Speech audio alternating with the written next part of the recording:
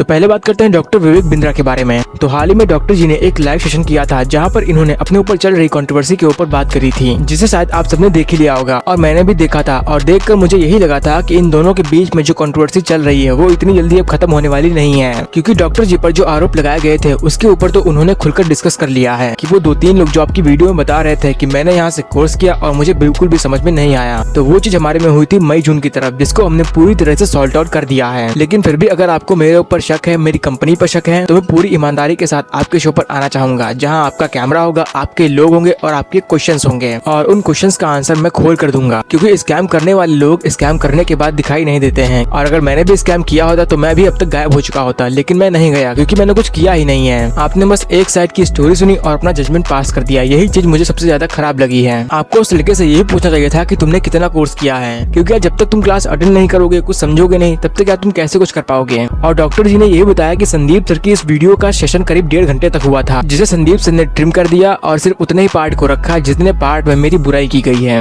और उस पार्ट को दिखाया ही नहीं जब बच्चों ने मेरी तारीफ भी की थी। और बिंद्रा जी ने यही बताया कि संदीप सर ने ये सब कुछ जानबूझकर किया है, क्योंकि उनकी जो बिजनेस मास्टरी की सीरीज चल रही है उन वीडियोस पर उनके व्यूज अच्छे खासे नहीं आ रहे थे, लेकिन जब उन्होंने ये वीडियो डाल दी तो उसके ऊपर अचानक से 52 लाख व्यू आ गए। और डॉक्टर जी ने यही बताया कि संदीप सर ने झूठ बोला है कि उनको लीगल नोटिस भेजी गई है। अगर भेजी गई है तो दिखाओ कहाँ है। हमारे लोग बस आपसे कांटेक्ट करने की कोशिश कर रहे थे कि आपसे 2 मिनट के लिए बात हो जाए, लेकिन आपने तो हमारा नंबर ही ब्लॉक करवा दिया, और आपके स्टूडियो में जब हम आए थे तो वो वाली वीडियो भी आपने डिलीट कर दी। और बिंद्रा जी ने यही बताया कि वो 1-2 हफ्तों में कुछ बड़ा एक्शन लेने वाले हैं संदीप सर के खिलाफ, और अब वो क्या एक्शन लेंगे ये तो आने वाला वक्त ही बताएगा। और आगे डॉक्टर जी ने संदीप सर के बारे में जो बताया है कि इतने घंटों के इतने पैसे लेते हैं, उस चीज पर यकीन कर पाना बहुत ज्यादा मुश्किल है। लेकिन डॉक्टर जी ये सब कुछ इतने कॉन्फिडेंस के साथ कह रहे थे कि मानो ये सब सच्ची बोल रहे हैं। डॉक्टर जी कहते हैं कि संदीप सर आप कहते हैं कि मेरा सेशन बिल्कुल फ्री है, मैं 1 भी रुपए नहीं लेता हूँ, लेकिन रियलिटी तो ये है कि आप 2-2 घंटे की कंसल्टिंग के लिए 36 लाख रुपए लेते हैं, और फोटो खिंचवाने के लिए भी हजारों रुपए लेते हैं। और बिंद्रा जी ने संदीप सर की एक ईमेल आईडी बताई है जहाँ से लोग उन्हें कांटेक्ट करते हैं अपनी कंसल्टिंग के लिए। और अब यहाँ पर मेरे अंदर सवाल है कि अगर संदीप सर 2-2 घंटों के लिए 36 लाख रुपए लेते हैं, तो वो 36 लाख रुपए में उस आदमी को 2 घंटे में क्या ज्ञान दे देते होंगे।